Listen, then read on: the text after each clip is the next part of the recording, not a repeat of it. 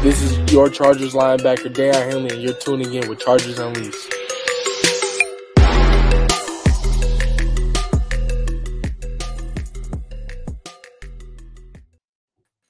Welcome to another edition of Chargers Unleashed. Jake Hefner and Dan Wolkenstein here with you from the LA Football Network. If this is your first time tuning in to the show, make sure to hit that like and subscribe button on YouTube. You can also follow us on Facebook, Twitter, Instagram, Spotify, and Apple Podcasts. Good morning and happy Saturday to everybody joining. Really appreciate you guys tuning in, getting up early with us as we preview the upcoming matchup for the Los Angeles Chargers versus the Cleveland Browns. Lots to get into as we get into this breakdown. Pivotal matchup, obviously in the AFC in terms of playoff chances, obviously, for these next few weeks for the Chargers in terms of getting victories that they need to get, even being on the road. But Dan Wolkenstein, before we get into everything, sir, how are you? Happy Saturday. And how many cups of coffee have you had so far? Happy Saturday. I've got my first cup right here. Made my first espresso with the Breville. Got a nice little maple latte. First time making this since back from vacation. Happy Saturday. Happy morning to everyone. Big game ahead of us tomorrow with this Cleveland Browns team. A feisty Cleveland Browns team, one that is re-energized with a Jameis Winston and Nick Chubb. We're starting to see some things from the offense we haven't seen before. Still a good opportunity for this Chargers team as they are getting healthier, especially on the offense. And I think you hear Justin Herbert, Greg Roman, and company excited about that component. We'll talk about all of it, the matchups on both sides, offense and defense for the Chargers and the Browns. I'm doing fantastic, Jake. Happy Saturday to you. How are you? I feel good. Can't so really add to it more than that. I feel good. I'm a man of few words this morning. Well, Macklemore had a couple words in many songs in the past, but one of the ones that are best is a lyric about the great white shark on Shark Week. And I think we might be seeing DJ Chark this week for Shark Week. Before we get to all of that and talk to our friends, let's pay the bills. Let's talk about our friends. I want to remind everybody that BetOnline is the world's most trusted betting platform, your number one source for everything football. BetOnline has every stat, every matchup, and even live odds and spreads to bet on during the games. You think you know your stuff? Get in on our $200,000 mega contest and pick 5 games against the spread every week for your chance at weekly prizes and a share of $200,000. When the game is over, head on over to our online casino and get in on a game of blackjack or poker or unwind with one of our 150 slot games. Head on over to the website today. That's betonline.ag to get in on the action. BetOnline. The game starts here. Jake, pivotal matchup here between the Chargers and the Browns. And we love doing these shows, especially when they are live. Yes. For folks who have not done this, where have you been? But for folks who have already, you know the drill. Put your comments, your thoughts, your questions in the chat, and we'll do our best to kind of sprinkle them in throughout. We let you kind of facilitate this conversation as much as possible as we thread through some of the key themes of the episode. Jay, we had a lot of people here this morning. I don't know if people are just amped about this football game. People got bored on a Saturday morning. I'm not sure. Forgotten locale. It's also college football Saturday, Dan. Everybody gets up for that. We know that. This is true. Forgotten locale. Hey, how are you? Arrogant bastard. Yo, fellas. Good morning. Chris de Guzman in the house. Let's go Bolts. Forgotten locale says Cleveland smells like a trap game, just like Arizona. Got folks talking about Ladd McConkey being him. People talking about the pass rush and girthy guitarist. Always love that name, by the way. I'm driving to Cleveland for the game right now, listening while driving through Indiana. Drive safely. We'll try to keep your drive entertaining. And Chris says this, Jake, we need to start peaking. Let's go back to that first one. Do you see this as a trap game? I don't see this necessarily as a trap game. I see this as actually being a surprisingly very competitive game. You know, we were going to get into it a little bit more on the breakdown, but I think that you look at the performance last week for Cleveland, who's had to go through so many different things offensively with how Deshaun Watson was playing. He unfortunately goes down with his injury. Jameis Winston steps in. And at the same time, while you look at Jameis Winston's performance at the surface, very clean, threw for over 300 yards, 3 touchdowns. But also in that same week, Dan, that he obviously came up and was named the starter, Ken Dorsey also got play calling duties turned over to him from head coach Kevin Stefanski. And that, I think, changed a lot for what Cleveland was doing. You take out Amari Cooper, Cedric Tillman steps in, who's had a number of targets over the last 2 weeks. You're obviously getting Nick Chubb back, which he's still trying to get back to full health and get the running game going for them. And defensively, despite what you may think in terms of Cleveland, they're still good. So I don't necessarily think this is being perceived as a trap game at all. I think the Chargers know exactly how important this matchup is, and they have to be ready for it. Once again, the Chargers, as it stands right now, are currently third place in the AFC West. You still have the Denver Broncos ahead of you. They've already beaten the team that you have lost to in the Arizona Cardinals. So each one of these games matters. Cleveland, the Titans the following week, then you have Cincinnati and Baltimore the weeks after that. You've got to find a way to string some of these wins together and against tougher competition in the weeks to come. Yeah, I hope this isn't looked at as a trap game. I hope they're not underestimating this Cleveland team because they've got players, man. Like, I know we talk about, Amari Cooper no longer being there. We talk about Deshaun Watson and the absolute dumpster fire that was for this team. I'll be surprised if he ever plays another snap for a Cleveland Browns team. They have players. Like, you forget Elijah Moore is on this team. That defense is absolutely stacked. Nick Chubb, obviously, Njoku, Chargers fans know very well. Jameis Winston, the gunslinger he is, that's kind of a blessing and a curse for them, in my opinion, which we'll talk about here in a bit. But that defense from Cleveland is no joke. And you go back and watch that game against Baltimore, and they are everywhere. Now, I know we're not going to see JOK in this game from the concussion, but they have some guys. Delpit, Newsome. I mean, that defensive line is no joke. Obviously, probably the best pass rusher in the NFL, in my opinion, if not one, maybe, two, three, Myles Garrett. They've got guys all over the place, and they're not afraid to be aggressive, and they will bring pressure. And so a lot of this, we'll get into it, really is about, can this Chargers offensive line protect Justin Herbert and his new resurgence of weapons that are coming? And I think that's probably what has Chargers fans who have been desperately pleading for this offense to get in gear. What will it look like with a healthy Justin Herbert, a healthy offensive line, and a full complement of wide receivers? This is the first game, in theory, depending on what happens with DJ Chark, that we'll get to see that. And that's exciting. And Greg Roman talked about it in press conferences, how basically worst case scenario happened with Justin Herbert with his foot and ankle injuries early in the season as the first time starting off a new scheme. You're starting to see what his offense can look like these last 2 weeks. Running game's taking a step back. Certainly something that has to get worked on. But it'll be interesting to see how this offense can be effective against this Browns team that is good on defense and arguably, I mean, in my opinion, factually much better than their record indicates. I agree. So let's get some of these comments here. Guilty as charged. What up, fellas? Happy podcasting. Good morning to the guilty as charged folks. Let's see. Please answer this. Who is the one? Ladd or Chark? DJ Chark, Ladd McConkey. Yeah, now, define one. Define one. Are we talking about volume? If it's volume, it's Ladd.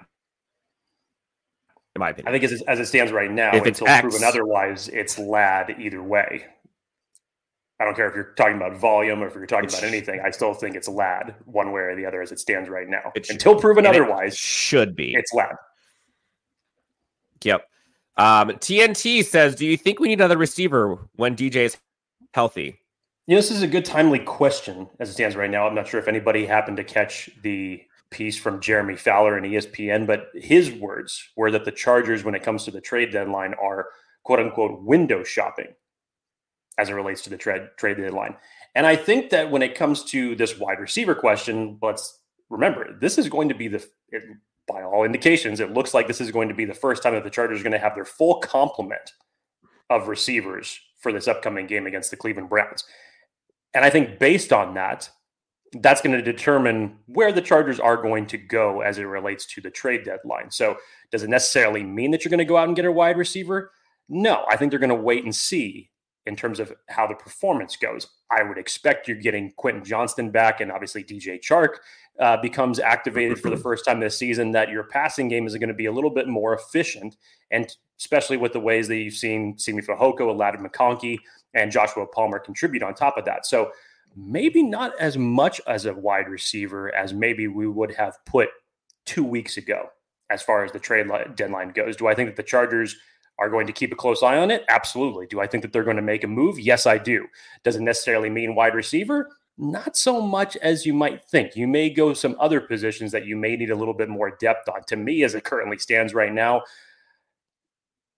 interior defensive line, corner, I think you need a little bit more at those spots than possibly wide receiver is, even if your group doesn't end up having the best collective performance this week. I think that they're okay with that moving forward as it currently stands right now, and you got to be optimistic about it. And yet we still haven't seen it with Justin Herbert, but it may be clicking at the right time considering you see these last 2 games and how Justin Herbert has been throwing the ball. Again, I still think that bye week that Greg Roman and Jim Harbaugh got was perfect timing, because it allowed them to kind of reevaluate their offense to say, hey, when the running game doesn't work, how are we going to be able to get Justin Herbert comfortable? And obviously this past game against in this past game, you saw Justin Herbert probably the most healthy that he has looked all season long, with his ability to move around the pocket, his anticipation, and how he is able to utilize his legs, which he is very dangerous in when he is mobile.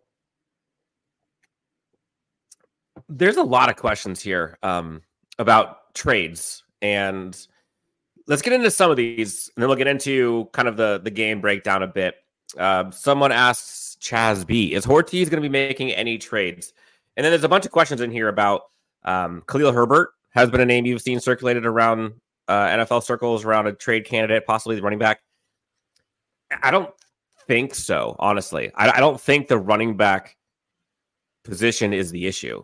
I think it's for the most part, it's been the interior offensive line that has just been an absolute sieve. And I don't think adding a running back I don't think any running back out there is going to be better than J.K. Dobbins, first off.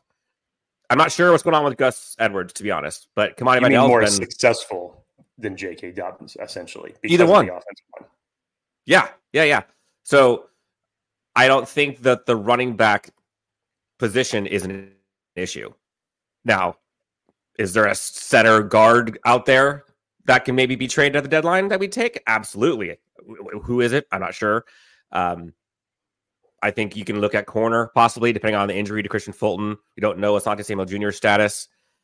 Receiver is one. Tight end, I think, is another one. We'll see Hayden Hurst back. But I think you heard a lot of folks talk about, I think it was Adam Schefter, that people, or no, maybe it was Jordan Schultz. Teams have basically kind of pumped the brakes on trades until this game. This week's set of games will set whether or not teams are buyers or sellers. And so guys like Njoku, guys like Greg Newsome, guys like, go down the list of receivers. Will the Jets be buyers or sellers with their receivers? Who knows? I think you start Monday, Tuesday, Wednesday of next week's going to get busy. So window shopping, in my opinion, is probably smart. This team is fortunate in that they're getting guys back.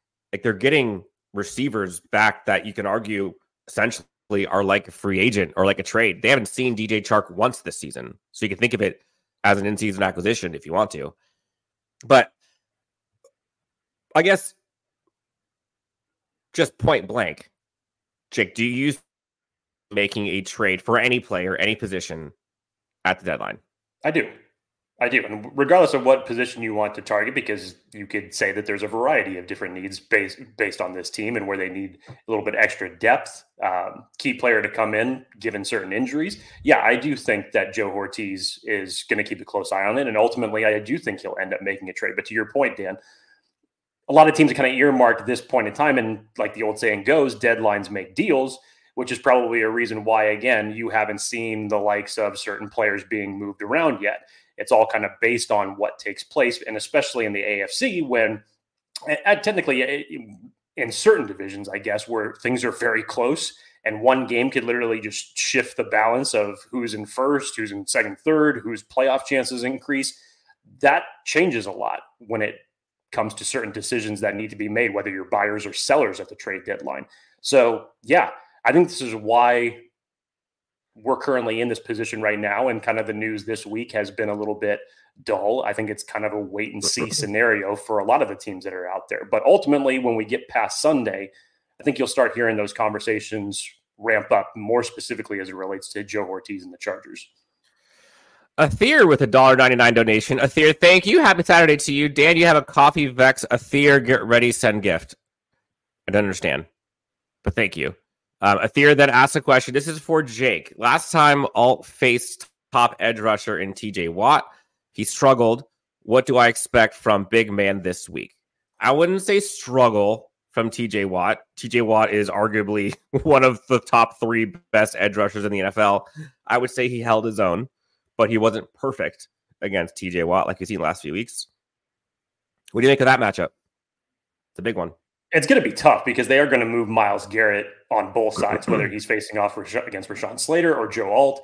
Now, I think that TJ Watt conversation you could look at as a little bit subjective depending on first half, second half. A lot of things obviously changed in the second half and Rashawn Slater wasn't there, which forced the Chargers to completely try to change their protection and what they could do. And when you were, losing the left side on a consistent basis when Rashawn Slater was out, that forced you to change your tight end protection, which of course, during the first part of the game, they were chipping TJ Watt that entire game and giving Joe Alt a lot of help. So depending on which way you look at it, but I think that that's kind of circumstantial based on what took place throughout that game. Now, you've got both your tackles healthy. Rashawn Slater and Joe Alt had a great week last week in allowing 0 pressures to the quarterback. So really the question is going to be, how is the interior of the offensive line going to hold up? I think now, especially for the fact that you have Hayden Hurst, looks like he's going to be available and coming back for this game. Maybe you bring Will Dissly back into more of a reserve role, into having him be what we know of him best, and that's being a blocker. So are you going to chip Myles Garrett on either side, whichever side that he happens to be on, to give some added protection? So I think it's subjective in that circumstance, but I expect a much better performance this time around overall. The guilty as charged guys bring up a very good point. Garrett lines up about 80% of his snaps against the left tackle. So as much as we're talking about Joe Alt versus Myles Garrett, it is very much the same conversation with Myles Garrett versus Rashawn Slater. In my opinion, you feel great about your chances on both. You can't feel much better than the Chargers do with the tackles they have. Any offensive line in the NFL going up against Myles Garrett is going to have the same questions, no matter how stellar they are. Look at the top offensive linemen in the entire NFL. They'll be concerned about Myles Garrett. He's that good. There's reason for that. By the way, Brad says Watt was offsides. Yes, we know. Wasn't called, but he was. So, Jake, fams, let's get into it. Would you rather go through Chargers offense versus Browns defense first, or the alternative? Let's go the alternative, Dan. I think that that's actually more of kind of the bigger storyline here. So Chargers defense, by the way, Jake, you said it like 4 times in a row because I requested it so many times. Number 1 scoring defense in the NFL through week 8. This isn't an admiration. We're now 8 weeks in. Still number 1, going up against a Browns offense that looks a little different than it did a couple weeks ago. And kind of helter-skelter, in my opinion. Feast or famine when it comes to Jameis Winston. Nick Chubb's back, getting healthier and healthier. They've got some weapons on the outside. Elijah Moore, we both really liked coming out of college, and he's looking like a good player. He's a separator for sure. Jerry Jeudy, I don't know, honestly, what he is anymore. Clearly, Njoku is good. Cedric Tillman's coming on in absence of Amari Cooper. Their running back trio is actually pretty good with Jerome Ford and Deontay Foreman, I think, is the other one. And really, in my opinion, this comes down to this team is going to go by the way of Nick Chubb and Njoku. If those guys are on, they're going to be fine in terms of like their offense. But the part that I think people are underestimating, in my opinion, is Jameis Winston. While I think he I don't think there's any question. He's probably a better quarterback than Deshaun Watson. The things that he does, I think, play right into the hand of Jesse Minter. And you go back and watch that game against the Ravens, and sure, they won, but the Ravens had so many opportunities to win that game. Kyle Hamilton literally had the game-ending interception in his hands, dropped it. The next play was a touchdown. There were probably 5 potential interceptions Jameis Winston threw. The Ravens didn't pick up any of them.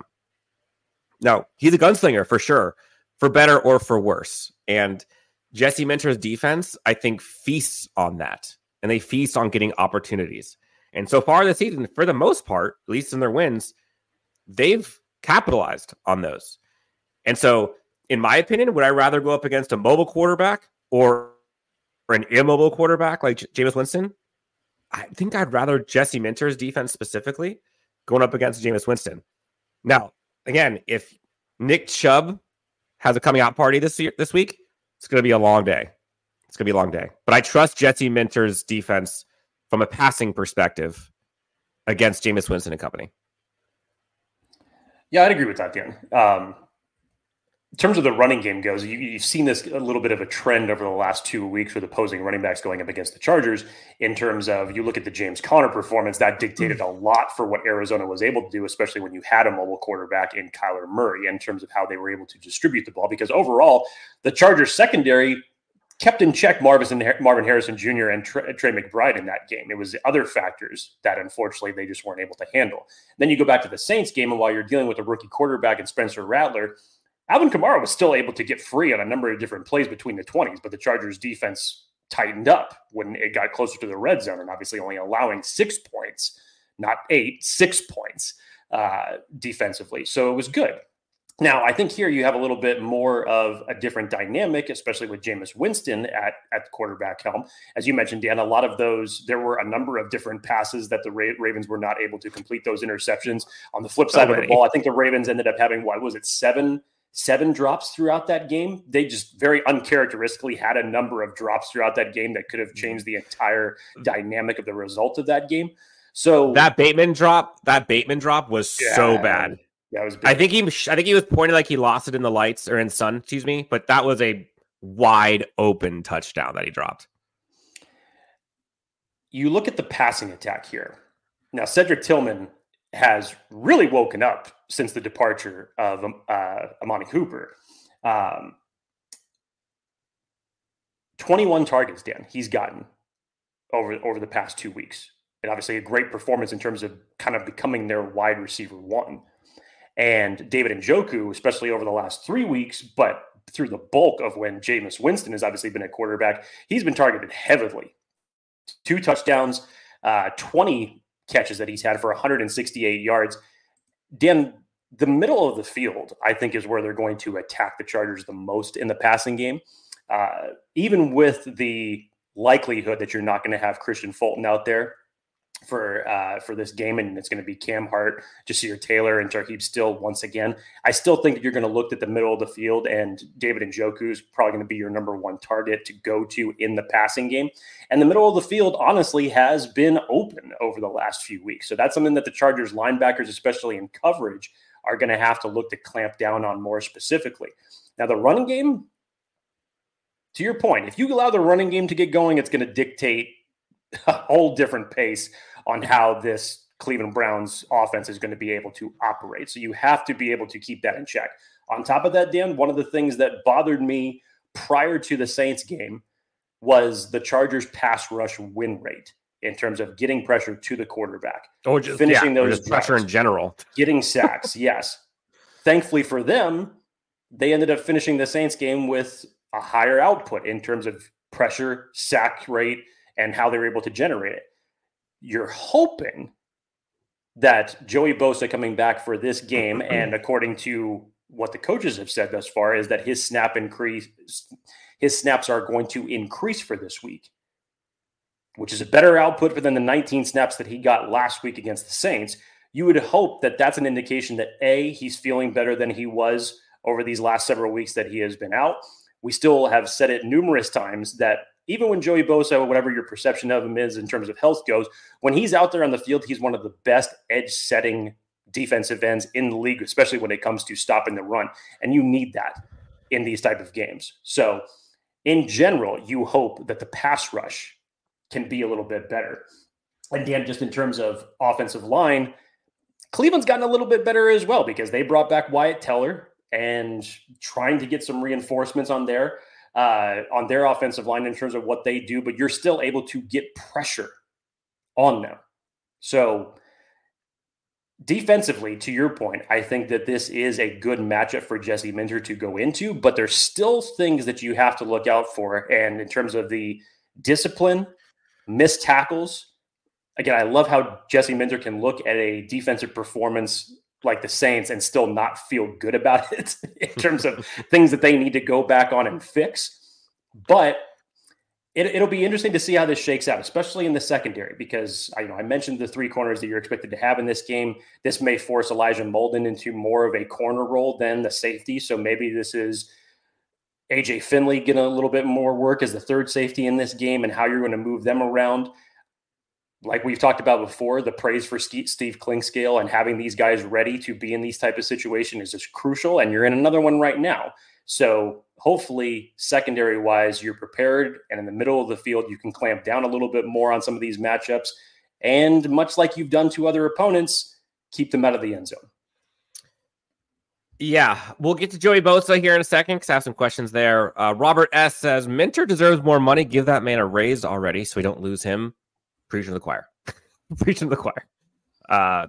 He deserves all the bag. Agreed. Athir, Jake, super generous gift by Athir. Dan, my baby, thank you so much. $19.99 donation. Athir, thank you, man. Much appreciated. Open your ears, he says. Our coach and GM has a plan to have Herbert playing his first Super Bowl in 2026 or 2027. So not this year, but the following year. They're going to be aggressive in the offseason, an AFC juggernaut.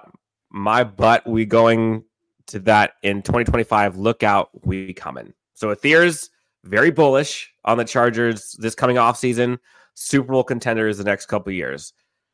I'm pretty confident, like most Chargers analysts, fans, folks covering the team, inside and outside, would kind of agree in that there wasn't really Super Bowl expectations this year, but next year and the year after was kind of the window where that starts. So I don't think Athir is that far off into the prediction of them being a contender these next couple of years, but I love your optimism. Apparently your optimism has gone to Athir. Maybe you need to get some of that back, Dan, because your villain arc is still, pretty good right now. You're still on it. Maybe not so much this week. It's hard to be on such a villain arc after Brisket Monday and a victory over the Saints and back in the thick of things over 500. But still, maybe you need to get some of that optimism back a little bit, though, Dan. Listen to me. Okay. I should talk. A couple of quick questions before I get to Bosa, and then we'll flip sides, look at the other side of the ball. What's your take on Brendan Rice? Do you think they will implement him into plays when he does play? We'll talk about the offense here in a bit, but I don't think Brendan Rice is going to get a sniff of football this week. Well, he's out. So, unfortunately, no, he will not get any snaps. It was a shoulder injury, right? Yes. Yeah. Yep. Was limited on Wednesday, but then it did not end up practicing Thursday or Friday. So he is officially not going to be out there for this game. And just in general, I know that myself and Dan, like anybody else, has just been excited to see Brendan Rice get in-game snaps. But when you look at the way that others have been performing, and to the point that we made toward the end of the show, that we still haven't even seen this wide receiver core at its full strength yet.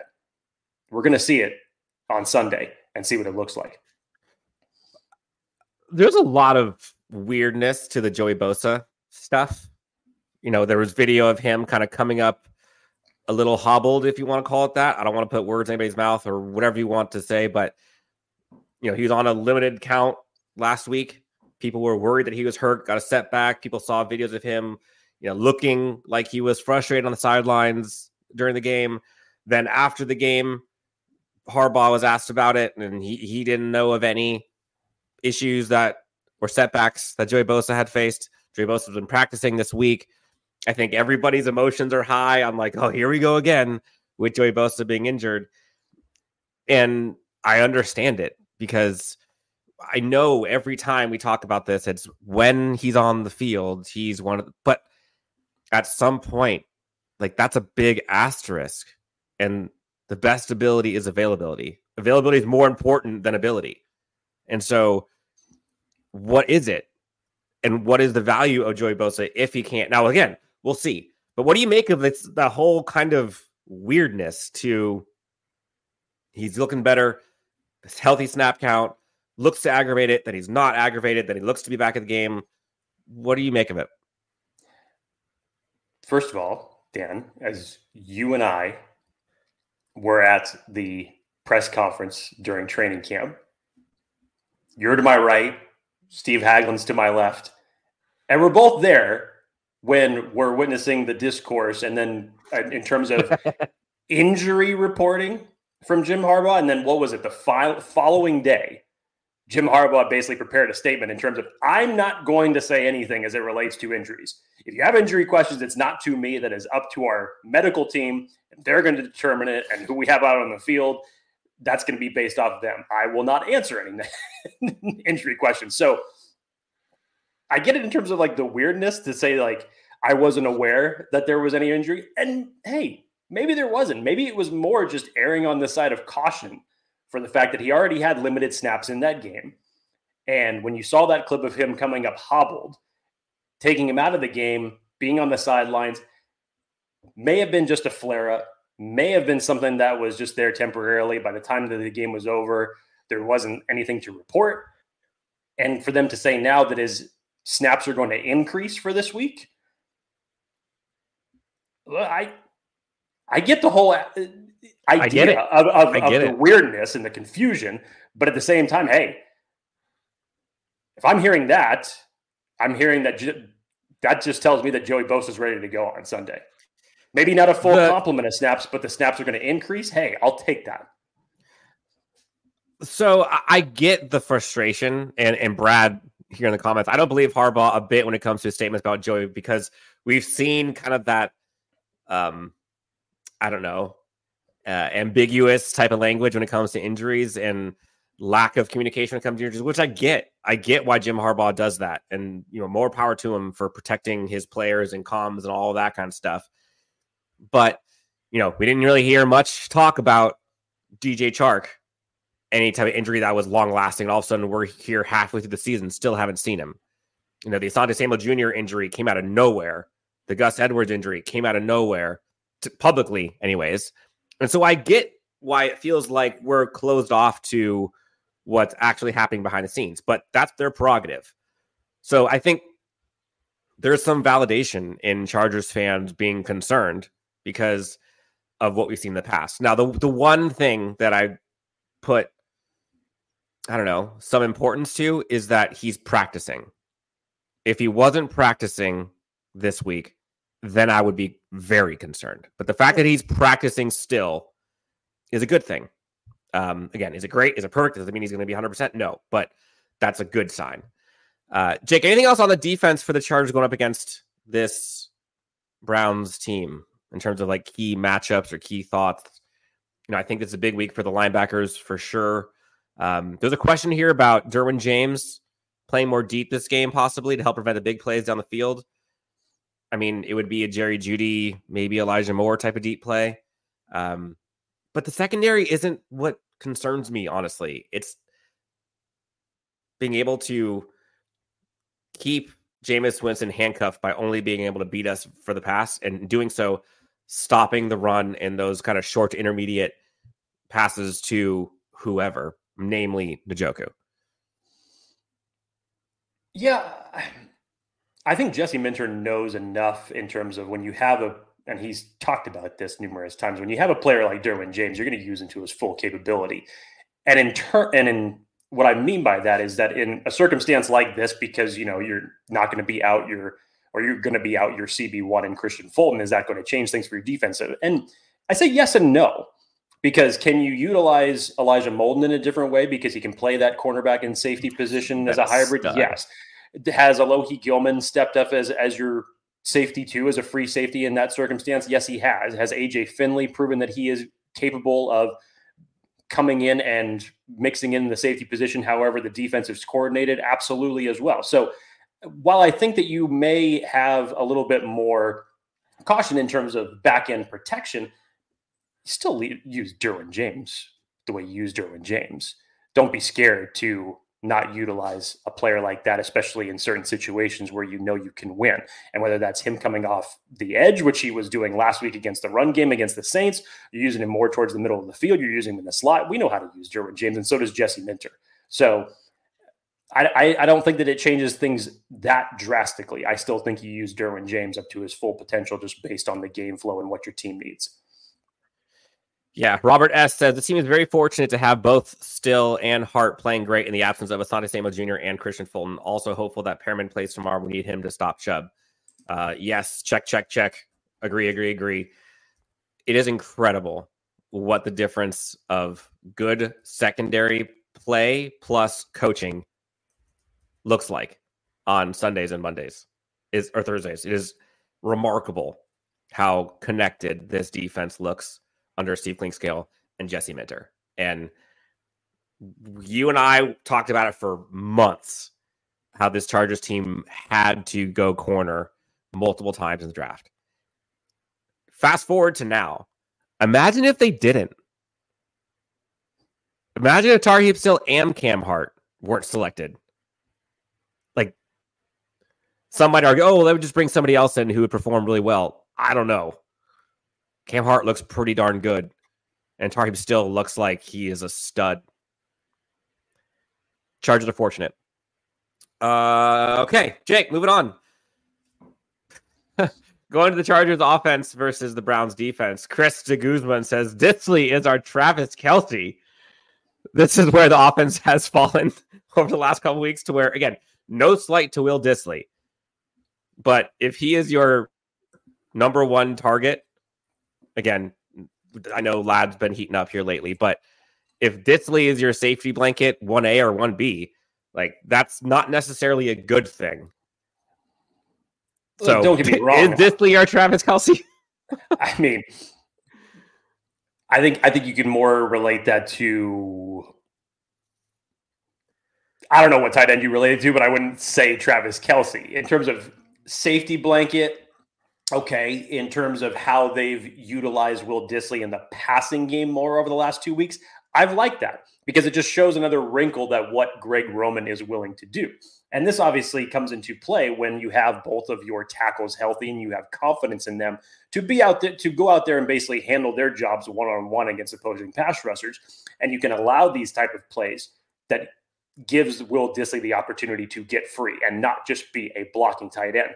So as far as a underrated weapon, 100% agree. And I feel like if there's opportunities for Will Disley to get the ball more and more and more as the season goes on, hey, I'm all for that.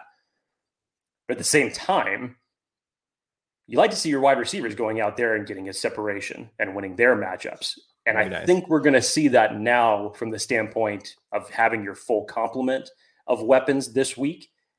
And I think especially against the pass rusher in Myles Garrett, I think you're going to need to have Will Disley more as in the role that we have seen him in traditionally.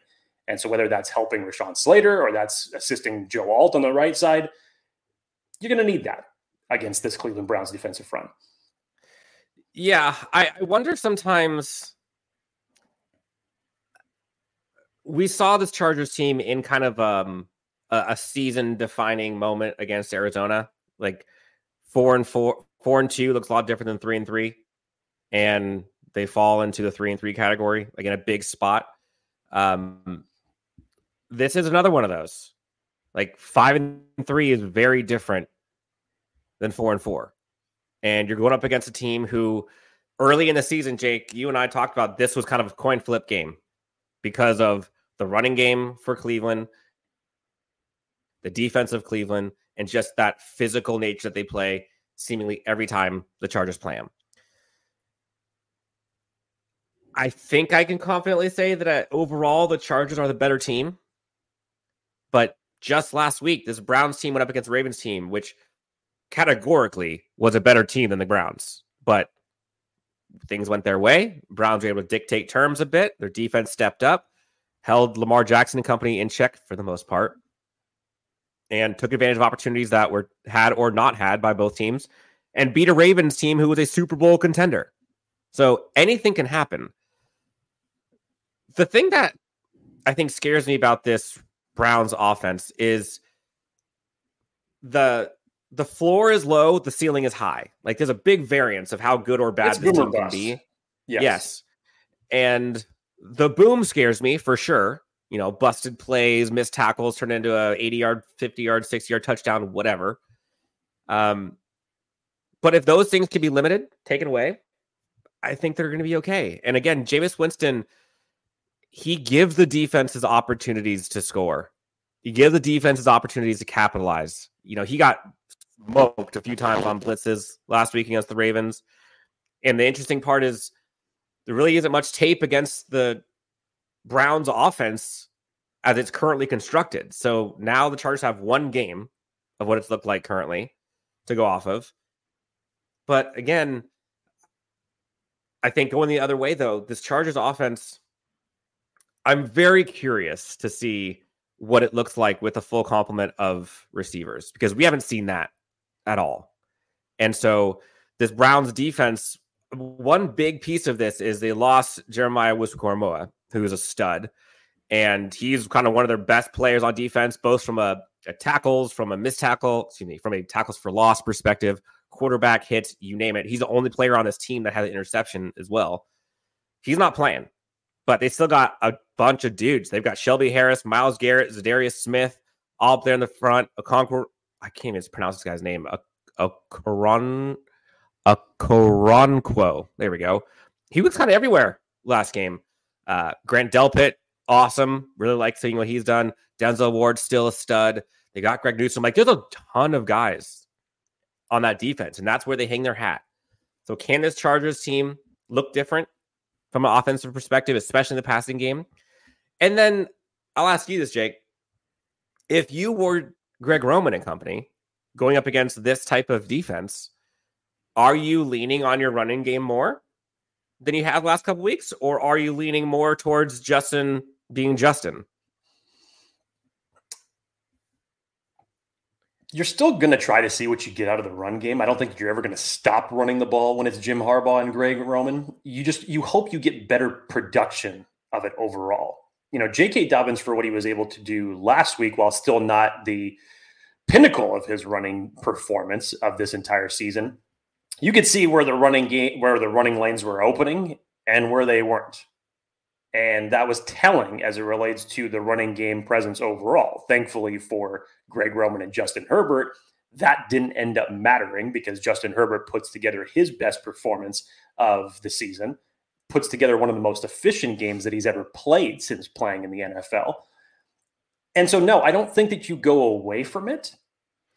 But I will say this, because the Chargers started that Saints game early with, I think in their 2 drives, they had 3 screen passes that the Saints scouted out, sniffed out, and I think they ended up having -2 yards on all 3 of those screen passes. Like, the Saints did not allow them to get anything in that at all.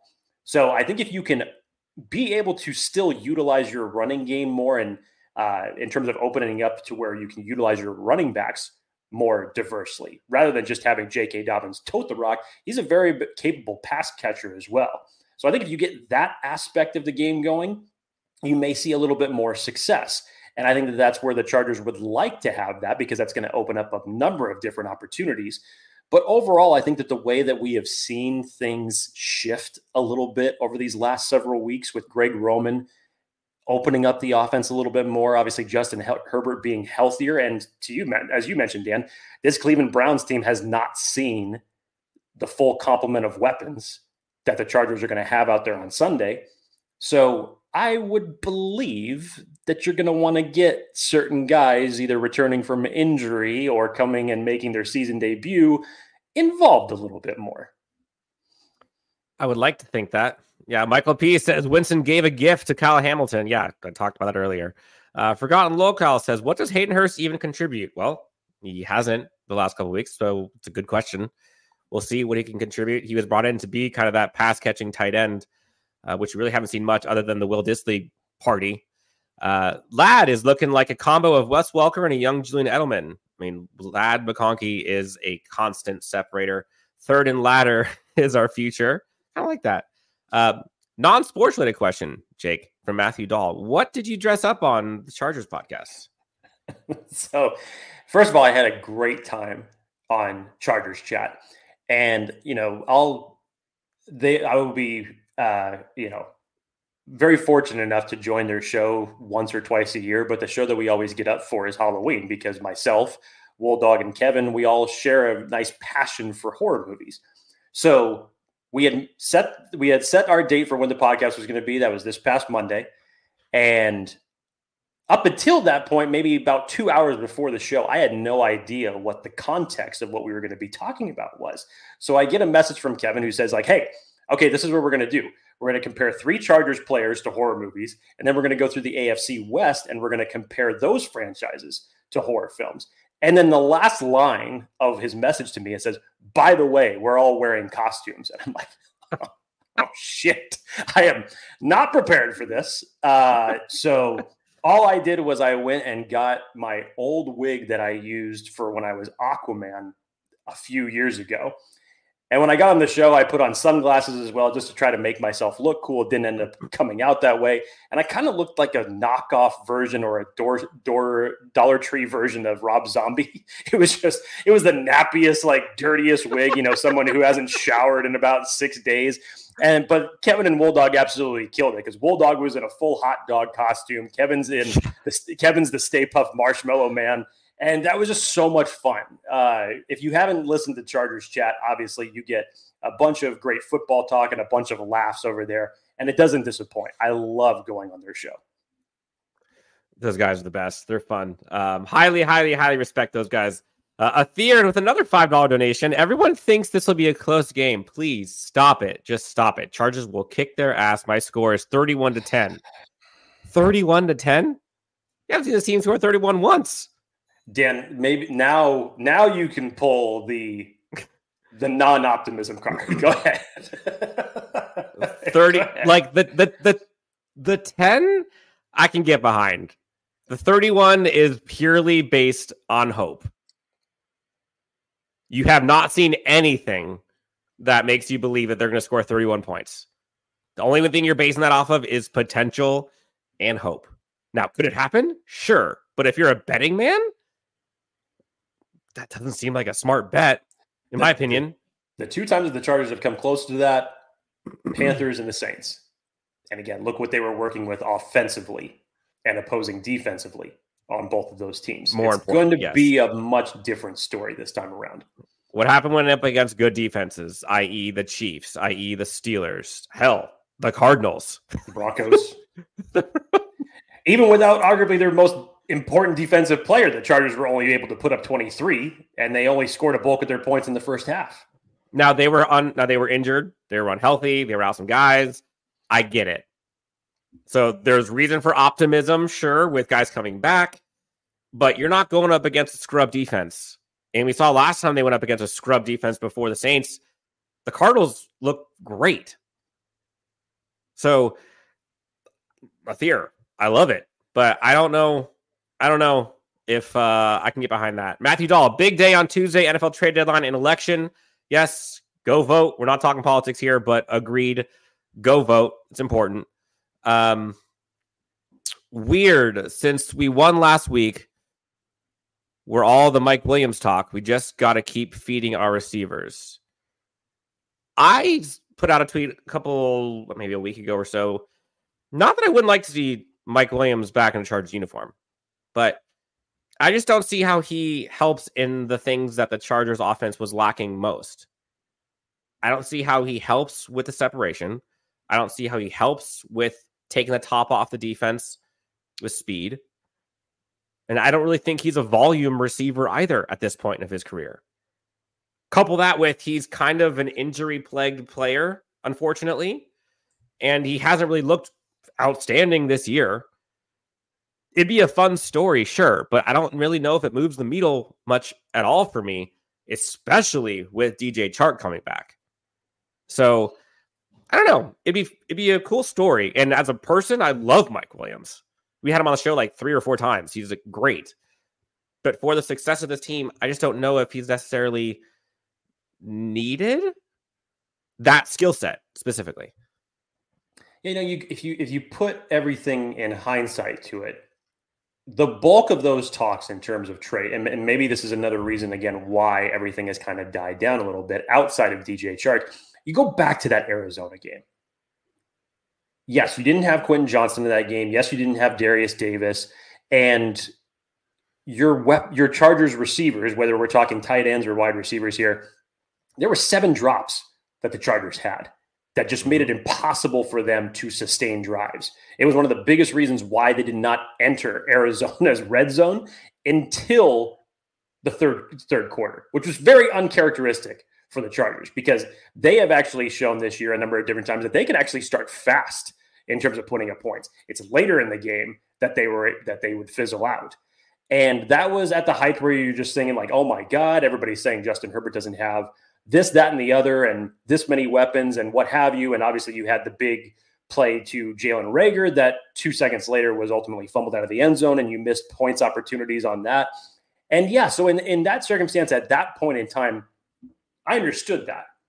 And at that point, and shortly after that, when we were talking about trade talks, Mike Williams was coming up in that. Deontay Johnson was coming up into that prior to him being traded to the Ravens. But again, I think that you look at last week's performance of Justin Herbert, what a difference a week makes when you have your guys catching balls, Ladd McConkey's coming out party, Jalen Reagor somewhat redeeming himself with the one target that he got, making a beautiful toe tap catch along the sidelines. Yep. And yes, to the point of saying, we haven't seen what this full complement of wide receivers has been like. And we're coming up to the Chargers' 9th game of the season. So 8th game, 9th week. Yes, I'm sorry. For some reason, I had 5 and 3 in my head. Excuse me. Foreshadow. Maybe it's foreshadowing. Who knows? But I think that's why you're seeing kind of the tide turn a little bit on what reporters are saying in terms of window shopping, wait and see. Maybe not necessarily Mike Williams. It's probably may not even be a wide receiver. To me, it's more likely that at this point in time, it's going to be a different position if the Chargers pull off a trade at all. Njoku would be fun. Njoku would be a fun one. Possibly a Darius Slayton from New York. But again, like DJ Chark brings some of that. So I'm not sure. I think you move the needle a lot more with a great pass catching tight end right now, for sure, than you do a receiver. Because they've got, with Chark and Quentin having a kind of level up this year, you got Josh Palmer. And Jalen Reagor is an interesting one. I kind of like what they're doing with Jalen Reagor, because that goes to what I was pleading them to do. Like, give someone a chance to run a go ball deep out, whatever it is. Give them a post. I don't care. Throw it 90 yards. I don't care if it is even catchable. Just have someone who can run fast, go deep, and just give them the illusion that they'll throw deep, let alone complete it. Jalen Reagor has that. And he has, again, this is a first-round talent. And you see flashes of the first-round talent. It's just not consistent, not nearly consistent enough, which is why he's kind of gone from team to team.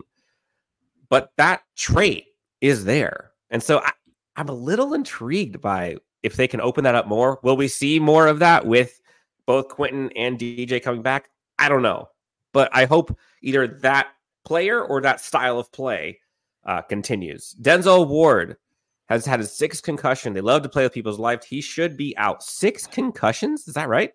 Since he came in the league, Dan. Yeah, it's a scary situation insane. for him. He is officially listed as questionable for this game. He didn't practice Wednesday or Thursday. We put it in a limited practice yesterday.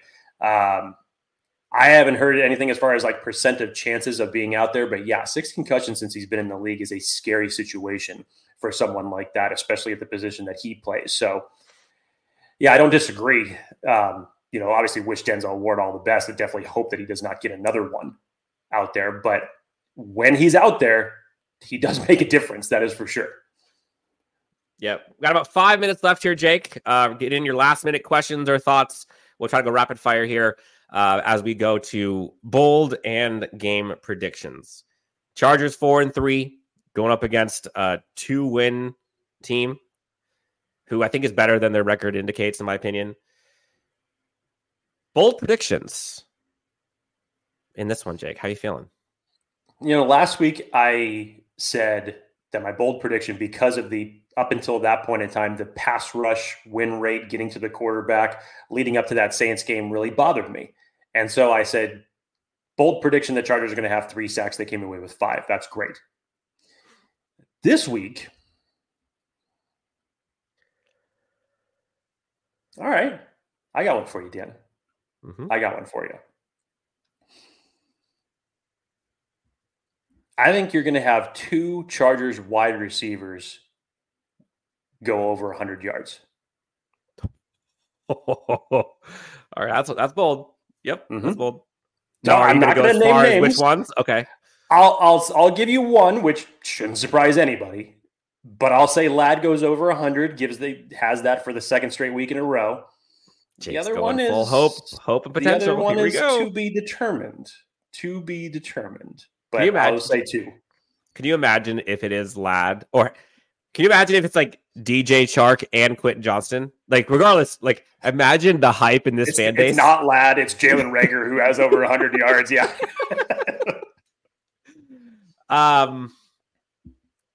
When I watched that Ravens game with the Browns, I saw a quarterback who was just trying to give the other team the football. And the Ravens just had an off week. Their defense was good, but they just did not catch the football that Jameis Winston threw to them. There were so many off-target footballs, and this Chargers defense kind of feasts on that, especially under Jesse Minter. So I'm going to go 3 turnovers. I'm going to go 3 turnovers for this Chargers defense.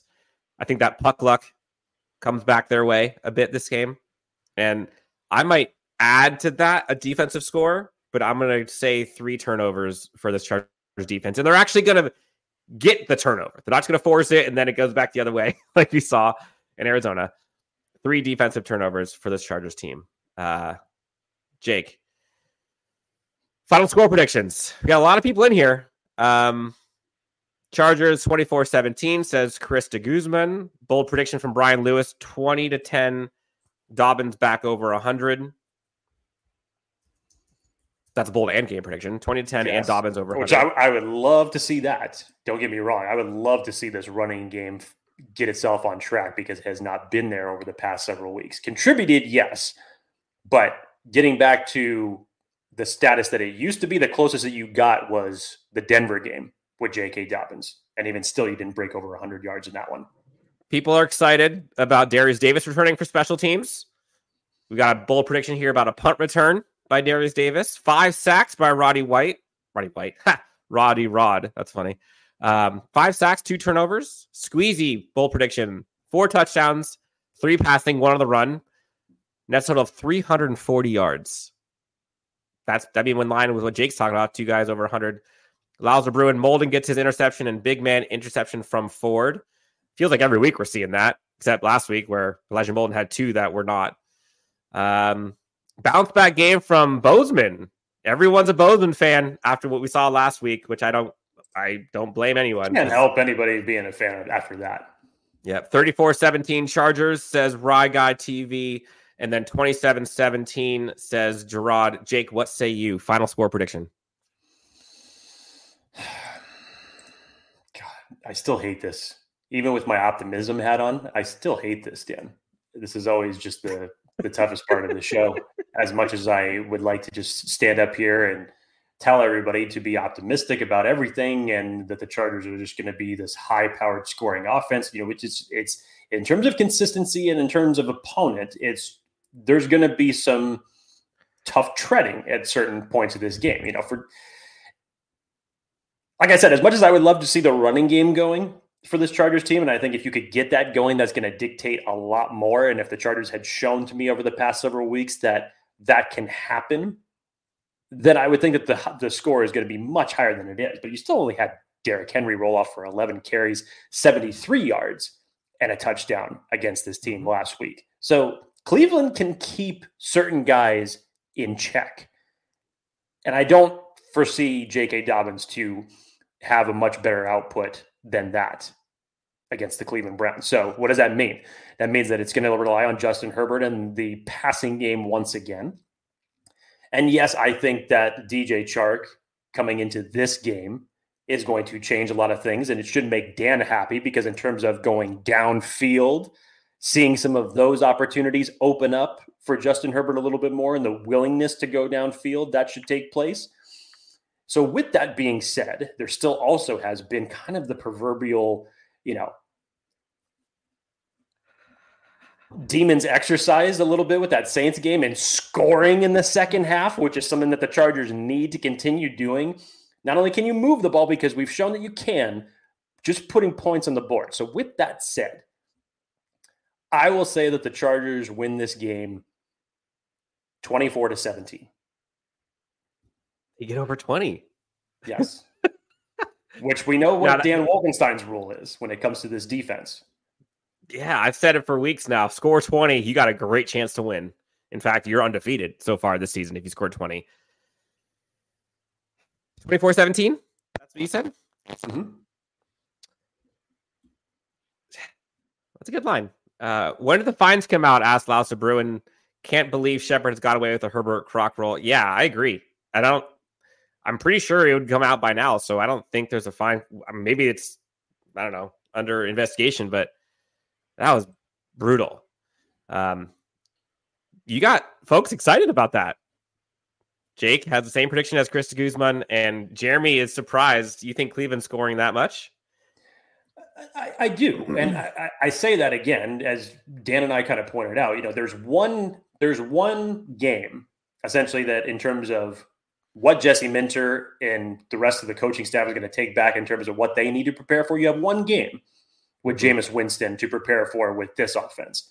And you see, even with missed opportunities from the Ravens defense, to have Jameis go off for 334 and 3 touchdowns and still play a relatively clean game.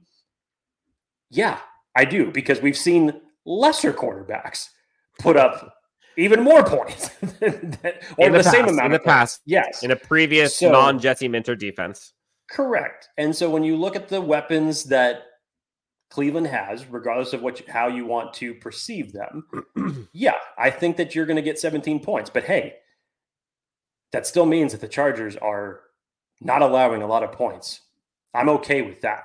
17 points is just fine with me. I know everybody's hyped up about the defense only allowing 6 last week, but again, much different circumstance than what you're looking at there. If Arizona can put up 17, I think Cleveland can put up 17 in the same circumstance, but I would expect the Chargers to put up more, obviously. I think it's going to be, I go 23-20 Chargers. I think they find a way. And 23 against his Browns defense is good. Like 23, that doesn't mean they have a lot of work to do. But I think they find a way to win this one. 23-20. Again, I think those turnovers are going to help them. And Jake, we're going to end this on eternal optimist himself, Athir. Dan, I'm sending $300 as a super chat on the live show when we win the Super Bowl in 2026. Everybody take note of Athir. When the Chargers are in the Super Bowl in 2026, Athir will be sending $300 cold cash to these two schmucks on this show. Plan your schedules accordingly for when that happens. Yes. I mean, hey, I think we'll all gladly accept it and we'll all be on cloud 9. Man, I'll take a Chargers Super Bowl in 2085 if it means that I have one before my death, which by that year I will be 100 years old. Yep. So in that circumstance, I will probably not be here before the Chargers win one, but I would like just one before I die. Please don't make us like those Red Sox or those Cubs fans who were like 97 when they finally saw their first Super Bowl or first World Series. Like, can we just have a Super Bowl here in the next couple of years just to make us feel better? Look, big game. Chargers versus the Browns. Pivotal. Jake and I both have the Chargers winning. Jake has 24-17. I have 23-20. Some bold predictions by us and the Bolt fam out there. Thank you all so much for all the stuff that you do for us, all the comments, all the feedback, all the likes and reviews and comments. Thank you. It's all the best and makes us love doing this more and more. If you can, do us a favor, hit that like and subscribe. Takes 20 seconds.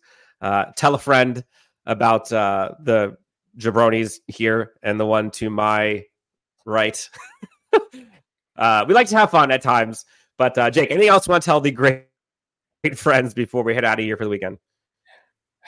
Enjoy college football Saturday. Plenty of good matchups that are on for today. I know I'm going to be glued to my couch watching it. It's going to be a fun Saturday and even better Sunday. And hopefully, Dan, we're back here on Monday talking about brisket and talking about the Chargers getting a win. Yes, me too. I think that's going to wrap it up. Enjoy your Saturdays and best of luck to this Chargers team, the fan base on Sunday. Let's go get this W, Chargers, please.